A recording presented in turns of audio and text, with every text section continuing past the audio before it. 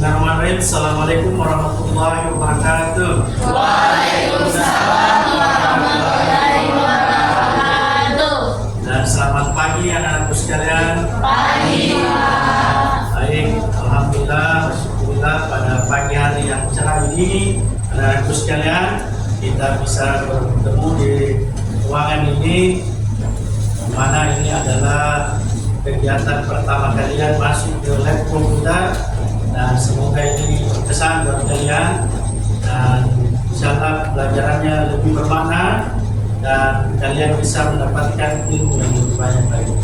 Baik anak-anakku sekalian, hari ini kita akan kembali belajar tentang coding dan kecerdasan artifisial, di mana anak-anakku sekalian akan mempelajari tentang bagaimana mengoperasikan dan mengaplikasikan perangkat kecerdasan artifisial. Ya, namun sebelumnya Bapak cek dulu kehadiran kalian. Ya, oke, bagaimana kabarnya semua hari ini? Baik. Ya, baik. Sudah absen dulu, tolong dengarkan tangannya ya. Dan angkat tangannya ya. Queen Latifah Bahraini. Ya, Taufa Azila Ismail. Alia Fairuz Mulyadi, ya, Muhammad Farhan Firman, ya, Muhammad Maulana Ibrahim, Andi Hairul, Andi Musdalifah Az-Zahra, Anindita Fahira Ramayani Saleh, kemudian Alif Sauki Rahmat, kemudian Nur Niswa Ahda Sabila, Naura Nadifa Akmal, Alkania Saputri Andika, ya. Baik, Andi Aila Az-Zahra. Baik, alhamdulillah hari semua ya.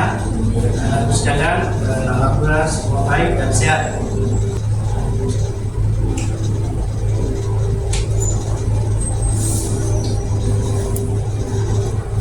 Oke. Sudah nampak ya? Sudah jelas? Dari belakang sudah jelas? Dari depan jelas? Oke, baik. Jadi untuk hari ini kita akan mempelajari tentang tema pengoperasian dan pengaplikasian perangkat kecerdasan artifisial. Ya, jadi anak-anakku sekalian, di masa-masa saat sekarang ini kita sudah hampir menemukan di setiap ruang, di setiap alat media komunikasi yang kita gunakan itu sudah hampir semua merambah ke kecerdasan artifisial, ya. Kemudian ada erat kaitannya juga dengan masalah coding. Nah, dua hal inilah yang kemudian nanti akan menjadi pengalaman belajar kalian untuk bisa menguasai yang namanya coding dan kecerdasan artifisial, ya. Nah, untuk materi ini lebih ke teknisnya ya. Nanti hari ini kita akan praktek langsung untuk bagaimana bisa merancang yang namanya kecerdasan artifisial. Ya. Baik, untuk sebelumnya saya akan perlihatkan dulu apa tujuan pembelajaran kita pada hari ini. Jadi tujuan pembelajaran hari ini ada 3. Yang pertama, siswa itu memahami konsep dasar kecerdasan artifisial. Ya, ini maksudnya KA ya, karena sudah bahasa Indonesia. Ya, kemudian dan penggunaannya dalam kehidupan sehari-hari. Nah, jadi anak-anakku sekalian, ini kita harus tahu apa itu kecerdasan artifisial, ya, bagaimana pemanfaatannya dan sebagainya. Kemudian yang kedua, kita akan menerapkan pembuatan chatbot sederhana dengan bahasa Python. Nah, dan yang ketiga, kita akan menggunakan platform pemrograman ya berbasis cloud seperti Replit.com. Dan ini untuk aplikasi yang ini ya, Replit ini dia berbasis website dan media cloud-nya, penyimpanan yang ada secara online tersedia. Jadi kita tinggal eksekusi skripnya, kemudian bisa langsung uji coba.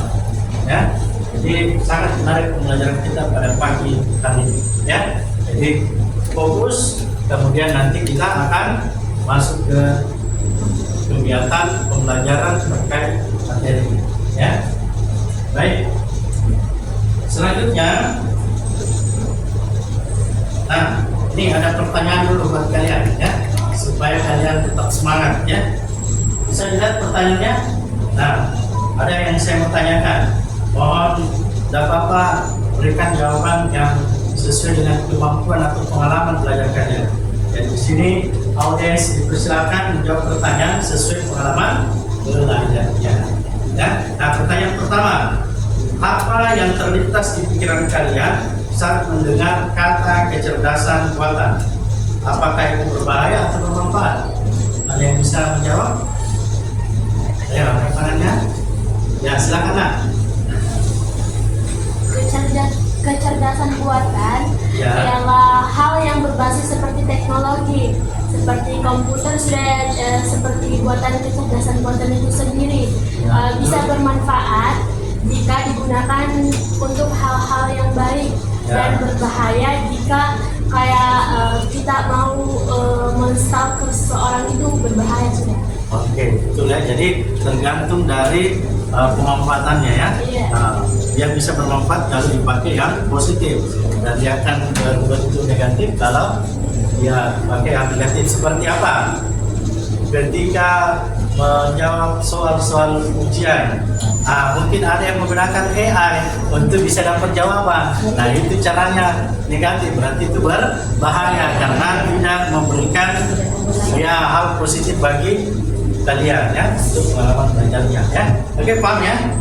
Oke, lanjut pertanyaan kedua. Pernahkah kalian berbicara dengan chatbot seperti yang ada di layanan pelanggan? Apa yang kalian rasakan? Nah, ini yang biasa ke rumah sakit atau biasa ke mall-mall, terus biasa ada yang kita masukkan kata untuk bertanya, mencari informasi, terus dijawab otomatis oleh mesin. Ada yang biasa lihat? Biasa juga di handphone, perangkat HP. Yang biasanya juga di dunia kesehatan, ada mau mendaftar online, kita chat di situ, kemudian nanti ada otomatis muncul pesan. Nah, itu sudah bagian daripada chatbot. Ada yang pernah dapatkan pengalamannya?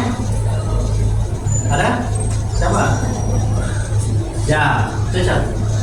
Apa? Kita mau nulis sama dulu. Silakan. Seperti, ya contohnya. Ya.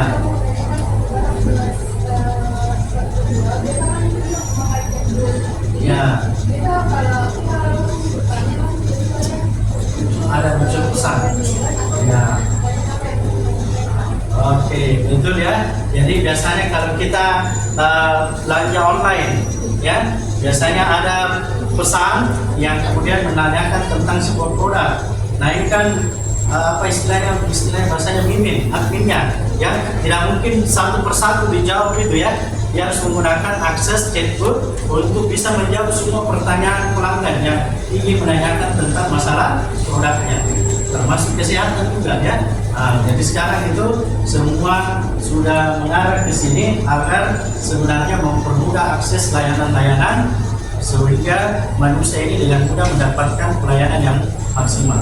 Ya, oke. Selanjutnya yang ketiga pertanyaannya, kira-kira siapa bisa sebutkan teknologi atau aplikasi yang kalian gunakan yang menurut kalian cerdas? Mengapa kalian menanggapinya demikian? Seperti apa itu? Ada yang pernah menggunakan alat bantu AI? Apa? Angkat tangannya. Ini kalau angkat tangan ini. Siapa? Siapa? Pasti sering gunakan ini. Apa? Silakan. Ya, Black Box AI. Biasa apa di situ? Cari jawabannya. Jadi bagaimana kita memanfaatkan kecerdasan artifisial ini sebagai alat referensi buat kita untuk mendukung motivasi belajar kita. Jadi bukan untuk membuat otak kita menjadi lemah, tapi justru membuat otak kita untuk lebih terangsang, bisa termotivasi karena berbagai referensi yang bisa kita dapatkan dengan mudah, sehingga cara berpikir, pola pikir kita itu bisa menjadi lebih kritis dan bisa lebih tajam kita menemukan ide-ide atau gagasan ketika kita membuat atau ketika kita mengatasi sebuah masalah, problem dalam kehidupan kita sehari-hari. Nah, kemarin itu di kelas lain saya coba lakukan dengan cara berpikir komputasional, mereka bisa jawab problem yang dihadapi dan bagaimana cara mengatasinya. Nah, kurang lebih sama seperti kecerdasan artifisial.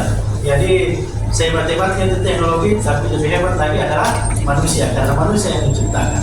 Oke ya? Oke, kita tepuk tangan dulu ya. Karena sekalian, selanjutnya untuk materi ini kita akan membahas tentang kegiatan inti kita dari materi ini. Bagaimana, sudah ada gambaran tentang kecerdasan artifisial? Ya, sudah ada ya. Baik. Untuk itu sebelum kita melangkah ke ini, kita ice breaking dulu ya, supaya tetap fokus dan semangat ya. Oke, mari kita sama-sama ice breaking, tetap di tempat.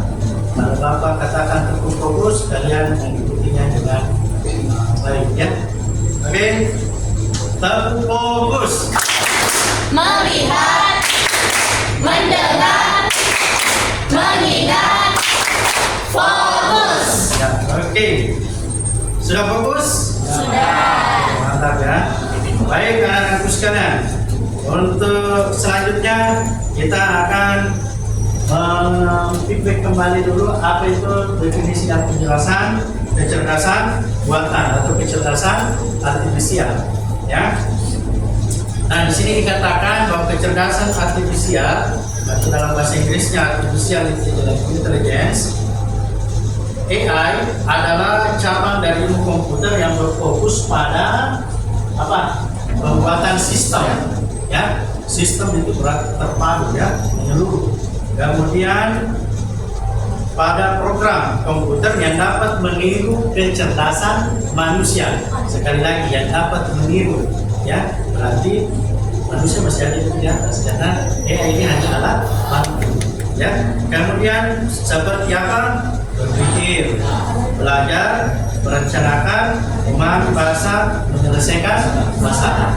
Nah, ini yang akan menjadi bantuan buat kita untuk bagaimana nanti kita bisa menemukan berbagai referensi dengan menggunakan pendekatan kecerdasan buatan. Selanjutnya, tujuan pengembangan AI. Nah, apa tujuannya? Kenapa dia dikembangkan di saat sekarang ini? Nah, tujuannya itu yang pertama, mengotomatisasi tugas-tugas manusia yang bersifat rutin atau membutuhkan kecerdasan. Nah, contoh kita lihat di negara maju seperti di Eropa, Jepang, Amerika, itu rata-rata sudah menggunakan teknologi robot yang bisa istilahnya diberikan instruksi dan dia bekerja, ya. Seperti ada yang tahu ngepel, ada yang tahu menyapu, ada yang bisa cuci piring dan lain sebagainya. Alat-alat apa istilahnya? Kalau dulu kita masih menggunakan tenaga manusia ya, asisten rumah tangga istilahnya.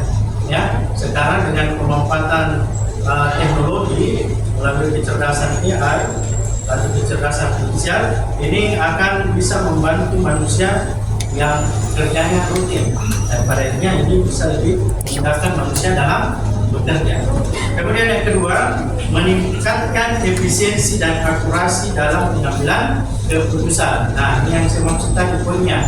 Jadi dengan adanya AI ini, anak-anakku sekalian, itu akan bisa menjadi apa istilahnya daya tarik bagi kita yang kemudian itu akan menjadi bahan buat kita untuk lebih memperkuat nalar berpikir kita, sehingga ketika kita mengambil sebuah keputusan, maka keputusan yang kita ambil itu akan lebih baik dan lebih bijaksana, ya, karena kita dibantu dengan berbagai alat, ya, kecerdasan buatan yang bisa lebih memudahkan kita untuk berpikir, ya. Jadi ini sangat ideal di saat sekarang ini, apalagi semua serba cepat dan otomatis. Ya. Nah, kemudian membantu manusia dalam mengolah data dalam jumlah besar. Katakanlah kita sekarang menjadi pimpinan dalam sebuah perusahaan. Nah, itu kan banyak data itu, ada data karyawan, data penjualan, belum lagi data pengiriman dan seterusnya. Kalau tidak dikelola dengan bantuan alat kecerdasan artifisial atau coding, maka kita akan kesulitan karena manusia itu punya daya ingat yang istilahnya tidak bisa kita hafal semuanya itu ya. Harus ada alat bantu yang kemudian ini bisa dipakai untuk menyimpan dan bisa dipakai untuk menganalisa data, sehingga nanti ketika kita mau mengembangkan kita punya usaha atau apa, itu akan lebih tepat dalam mengambil sebuah keputusan atau kebijakan, sehingga kita bisa menjadi lebih maju dan lebih kreatif dalam menciptakan hal-hal yang baru, apalagi kaitannya dengan teknologi yang saat sekarang itu begitu cepat berkembang. Ingat, Indonesia mencanangkan di tahun 2045 kita akan menjadi negara maju, ditandai dengan adanya generasi emas. Kalian diharapkan bisa dari sekarang itu tahu dan memahami bagaimana fungsi saya sebagai generasi, karena 20 tahun kemudian saya akan menjadi generasi emas ya. Seperti itu ya, jelas tidak menjadi generasi cemas ya, tapi menjadi generasi emas ya. Kenapa negara lain bisa maju? Karena generasinya, sumber daya manusianya ya, sehingga dia bisa menciptakan semua hal-hal yang baru, termasuk adalah teknologi ya. Kemudian nah, kita masuk ke sini ya, pemanfaatan pengoperasiannya untuk membuat hal yang sederhana tentang kecerdasan artifisial. Kita akan coba membuat sebentar apa itu chatbot, bagaimana kemudian kita nanti tuangkan dalam komputer dan kita buat skripnya ya. Jadi ada kodingnya, ada kecerdasannya nanti yang kelihatan ya. Nah, kemudian kita lihat di sini apa itu chatbot. Nah, ini ada saya berikan lebih gambar, ada 3. Chatbot itu adalah program komputer ya yang dirancang untuk mensimulasikan ya percakapan dengan manusia, baik secara tertulis teks maupun lisan suara, terutama melalui internet. Coba lihat biasanya di Google ada asistennya itu, nah, bisa pakai audio, bisa pakai teks ya. Sama di apa, di WA ada voice note, ada text note ya, semua bisa dilakukan ya. Itu karena adanya kecerdasan artifisial dari pengembangan.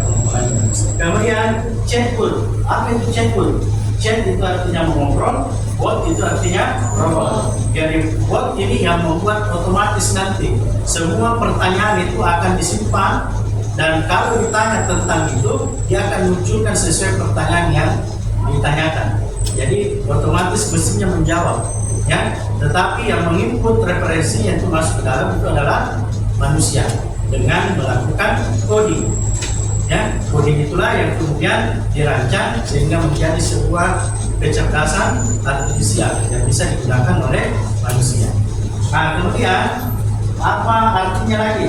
Nah, di sini dijelaskan robot virtual yang bisa mengobrol, yang bisa mengobrol atau merespon pesan kita secara otomatis, seperti tadi layanan kesehatan, yang antrian dan layanan belanja online, tiket online dan seterusnya. Itu biasanya ada di setiap sistem itu ada namanya layanan ya, biasa disebut admin atau mimin ya, tapi itu sebenarnya yang bekerja adalah robot ya. Nah, jadi semua pertanyaan-pertanyaan dasar itu akan disimpan dan akan dijawab sesuai dengan permintaan konsumen atau user.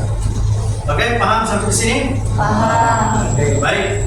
Selanjutnya silakan menghadap ke komputer kalian ya. Nah, sekarang kita akan mencoba mempelajari bagaimana merancang sebuah chatbot sederhana dengan menggunakan itu tadi aplikasi cloud, yaitu Replit.com dengan bahasa pemrograman Python ya. Nah, sekarang anak-anakku sekalian, untuk bisa ke situ silakan buka dulu websitenya Replit.com ya. Replit.com bisa di tadi itu ada Replit.com. Nah, ini Replit.com ya. Silakan dibuka, tapi dengan catatan emailnya harus sudah terbuka ya. Harus tahu buka email juga ya. Emailnya harus dibuka untuk login, karena email itu adalah bagian daripada akun atau identitas kalian di dunia maya tanpa akun kalian tidak bisa masuk atau merambah ke dunia maya lebih luas lagi. Ya, silakan buka, kemudian silakan login, silakan menggunakan email kalian masing-masing. Ya, oke, silakan login. Nah, kebetulan Bapak di sini itu sudah login. Nah, seperti ini dan Bapak sudah masuk sebagai guru di sini ya. Nah, dia akan terbuka dan login seperti ini tampilannya. Nah, dia langsung muncul, hai Muhammad Yusuf ini, semua yang menerangkan ini. Ya. Jadi ini aplikasi Reply.com, ini aplikasi yang berbasis Flow yang bisa kita gunakan untuk membuat scriptnya, untuk codingnya dan langsung juga digunakan untuk tampilan atau rankingnya, eksekusinya seperti itu. Oke, bisa dilihat. Berhasil semua? Berhasil semua? Ya, silakan. Kalau berhasil maka tampilannya seperti ini muncul. Ya, silakan login. Kalau sudah terbuka seperti itu ya. Ya, silakan masukkan emailnya. Ya, boleh diverifikasi ya. Email yang sudah terbuka langsung hanya pilih continue with Google. Ya, kalau sudah terbuka emailnya, pilih continue with Google. Ya, jadi ada beberapa pilihan di situ. Kalian pilih continue with Google. Kemudian silakan masuk menuju ke email kalian. Nah, oke, sudah terbuka. Nah, ini sudah masuk. Hai Andi, what do you want to make? Oke, welcome. Ya, kalau sudah buka emailnya, langsung pilih yang ada di situ gambar Chrome Explore ya. Ya, di situ silakan klik, kemudian pilih email kalian, maka kalian akan masuk ke situ. Nah, biasa juga ada verifikasi 2 langkah, 2FA, verification. Ya. Ya, oke, sudah benar. Ini yang di belakang bagaimana? Sudah aman? Sudah cocok? Ya, betul. Kalau sudah ada muncul, hai Musdaqifah. Nah, berarti sudah cocok. Ya, betul. Kalau sudah ada muncul namanya. Ya, welcome to Reply. Oke, cocok. Sudah, kalian ini ada di atas create application. Create application. Nah, masuk pakai ini. YK. Nah, continue with Google. Di situ langsung kalau yang baru login, continue with Google. Oke, sudah masuk semua ya? Ya. Oke, kalau sudah masuk semua, kalau yang belum masuk, perhatikan dulu emailnya. Akan kalian klik create application, ya. Kemudian pilih choose and template. Nah, kemudian pilih Python, white choose. Ya, ini pilih Python. Ya, sudah dipilih, silahkan diklik. Nah, kemudian tuliskan namanya. Ya, semisal latihan 1. Ya, boleh latihan 1 atau praktikum 1 ya. Praktikum 1. Kemudian setelah itu kalian mengklik publish, kemudian klik create application. Ya, pilih create application.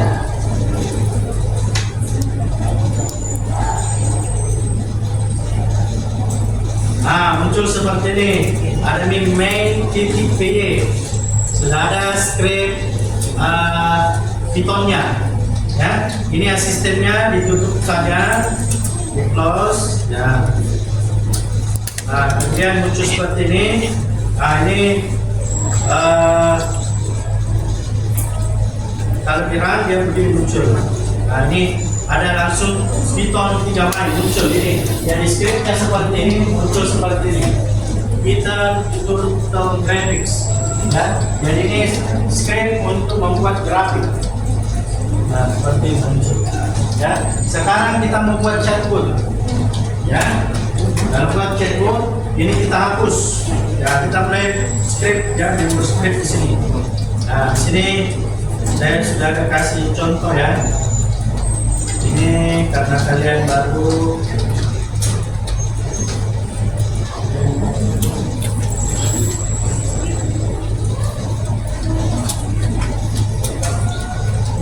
ini sudah ada skripnya.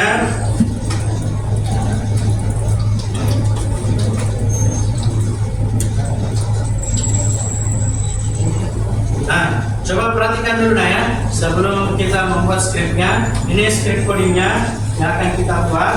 Nanti kalau dia dijalankan seperti ini, run, ya. Nanti kalau di run, dia muncul di sini konsolnya seperti ini, ya. Nah, jadi, di sini nanti apa itu coding? Kalau saya bertanya apa itu coding, dia akan menjawab otomatis. Nah, itu chatbot menjawab, coding adalah proses menulis instruksi dalam bahasa pemrograman dan komputer dapat menjalankan tugas tertentu. Nah, ini dibuat dari script coding yang ada di sini, ya. Jadi pengembangannya itu script yang kita gunakan. Coba dilihat di sini dulu. Ini ada script Python, ya. Yang pertama kita akan menggunakan fungsi print pada Python, itu digunakan untuk menampilkan output ke layar. Jadi kalau yang print ini, yang kalian lihat ini print ini untuk mencetak teks ke layar, ya. Nah, saya jelaskan scriptnya. Kemudian setelah itu fungsi input pada Python, yaitu adalah cara untuk meminta input dari pengguna melalui keyboard. Nah, jadi kalau kita ketik itu, nah itu fungsi input yang berperan, ya.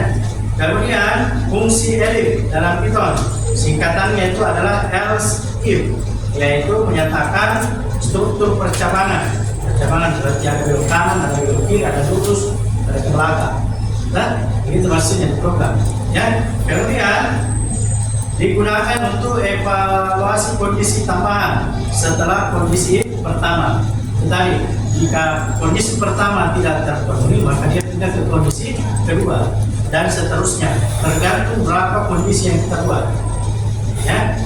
Nah, semisal saya mau ke jalan Pontipu, untuk jalan ke Pontipu apakah saya belok kanan atau belok kiri? Kalau belok kanan, ya jalan tembus ke sana. Kalau belok kiri harus berputar lewat ke sana. Begitulah program juga. Nah, ini dia. Jadi ada algoritmanya, ya. Kemudian ada pernyataan break. Pernyataan break itu dalam Python digunakan untuk keluar dari loop. Apa itu? Keluar dari proses pengulangan. Ya, dia akan keluar secara paksa untuk menghentikan proses yang sudah berlangsung. Ya, ini ketika break eksekusi, program akan langsung keluar dari loop dan melanjutkan eksekusi kode setelah loop tersebut. Ya, loop itu perulangan. Ya. Kemudian fungsi lower. Fungsi lower pada Python adalah sebuah metode yang digunakan untuk mengubah semua karakter dalam sebuah string menjadi huruf kecil. Fungsi ini tidak mengubah string asli, melainkan mengembalikan string baru yang sudah dikonversi. Nah, sekarang kita lihat ini skripnya. Ya, jadi intinya ini skripnya, coba perhatikan. Nah, ini print selamat datang, ini nanti yang muncul pertama kali, ya, muncul pertama kali. Selamat datang, saya guru coding dan KA. Kalau kita ketik keluar, maka akan mengakhiri percakapan. Kalau ketik keluar, ya. Nah, kemudian while true, ini pernyataan yang benar. Jika diinputkan Anda, ya, ini hurufnya sudah diatur, maka ada lagi yang kedua, jika input di keluar maka muncul pesan sampai jumpa dan selamat belajar. Jadi ini kata kuncinya, keluar dengan Anda, ya. Kemudian ada break berarti dia turun ke bawah, ya, sama fungsi enter. Kalau break, ya, kemudian muncul pertanyaannya nanti, apa yang Anda mau tanyakan? Di sini nanti Anda titik dua. Nah, terus kita ketika ini, apa itu coding? Jadi ini percabangan pertamanya. Else if, apa itu coding? Maka dia akan menjawab ini nanti. Dan ini sebenarnya berulang lagi ke sini. Ini juga berulang di sini, tapi pertanyaannya yang berbeda. Jadi sama di fungsinya ini kita menggunakan edit dan kata print. Coba lihat, perhatikan. Script pertama, slide kedua, slide ketiga. Yang membedakan tinggal pertanyaannya dengan jawabannya. Ya, jadi bisa kalian hanya ketik sampai di sini, boleh nanti juga dibuat sesuai dengan masalah yang kita hadapi. Ya, kita buatkan chatbot. Jadi kalau mau bikin chatbot berbasis layanan, nah, silakan buat seperti itu. Kemudian, ya, kemudian kalian praktekkan seperti ini. Oke ya, bisa dilihat dulu. Oke, silakan di rumah ya. Oke, kalian ketikkan ini ya sampai di sini. Apa itu coding, kemudian itu jawabannya. Sampai di sini saja dulu. Nanti bisa dikembangkan selanjutnya ke bawah.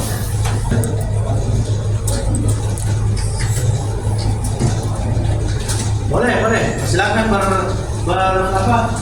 bereksplorasi ya. Boleh diganti kata-katanya. Jadi ini ada contoh saja di atas. Silakan bereksplorasi untuk mencari kata-katanya ya.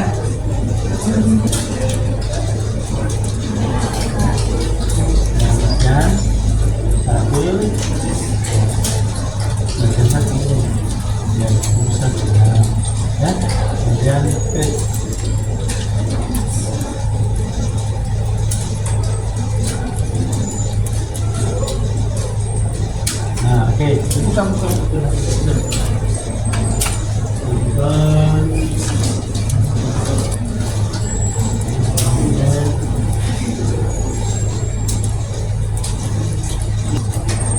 lanjutkan skripnya pakai kata print lagi ya. Enter aja di enter, klik ininya dan enter ya. Oke ya, silakan dibuat, buktikan hasilnya ya.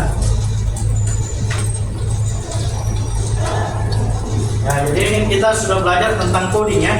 Nah, nanti lebih dalam lagi akan diberikan oleh teman kalian yang mungkin juga bisa tahu dan mengerti dan bisa saling berbagi ya. Nah, kalau kita sudah coding itu pasti lupa ya, karena kita sudah serius di komputer ya. Apalagi kalau sudah membuat script. Nah, jadi ini pengalaman pertama kalian untuk membuat chatbot ya, dengan menggunakan bahasa pemrograman Python.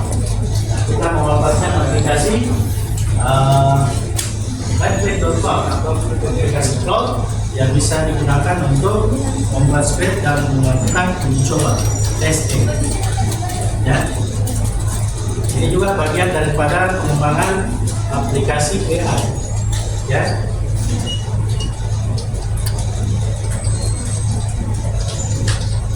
Sudah berhasil ya. Nah, jadi sudah berhasil, yang lain juga sudah berhasil. Oke. Baik anak-anakku sekalian, yang belum jangan takut, jangan khawatir, masih banyak waktu untuk belajar. Dan yang sudah berhasil boleh saling membantu temannya dan rekannya untuk bisa saling berkolaborasi ya. Jadi belajar coding itu tidak cukup satu kali, harus ulangi berkali-kali sehingga kalian nanti mahir untuk bercoding dan pada akhirnya kalian bisa juga menciptakan sebuah kecerdasan artifisial. Dalam hal ini kalian sudah membuat chatbot yang mana ini akan membantu kalian dalam memberikan akses layanan yang mungkin saja nanti bisa dimanfaatkan dalam kehidupan kalian nantinya. Ya, selanjutnya marilah kita merefleksi kegiatan kita pada hari ini ya, sambil karena waktu sudah hampir selesai. Jadi saya harap anak-anakku sekalian mohon yang sudah ini disimpan dan yang belum nanti boleh dilanjutkan kembali di rumahnya masing-masing ya, dan bisa boleh berkomunikasi ke chat ke bapak ataupun teman yang sudah selesai sehingga bisa mudah dilanjutkan kembali ya. Nah, kemudian anak-anakku sekalian, kira-kira bagi kalian apa yang paling menarik hari ini bagi kalian? Ada yang bisa merefleksi pembelajaran kita hari ini? Ayo angkat tangannya. Apa kira-kira yang menarik pada pagi hari ini setelah kita praktikum? Ada?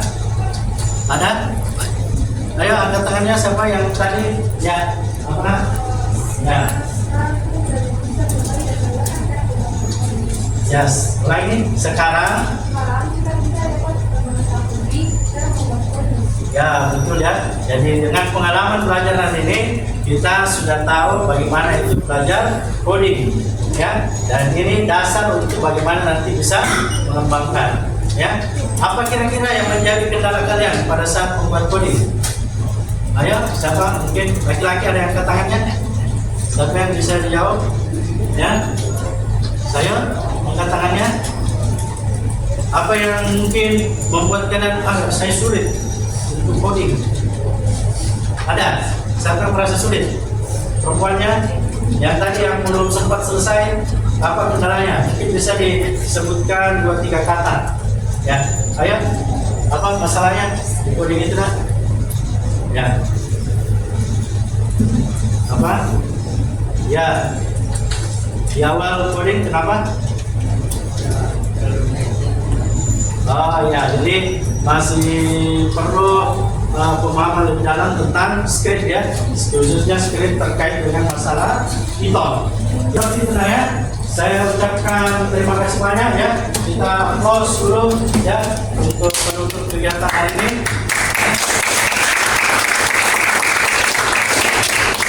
Baik anak-anakku sekalian, hari ini telah selesai materinya dan semoga kegiatan pembelajaran di pagi hari ini dapat bermakna buat kalian dan insyaallah ini bisa bermanfaat bagi kehidupan kalian sehari-hari. Demikian, terima kasih banyak. Assalamualaikum warahmatullahi wabarakatuh. Waalaikumsalam.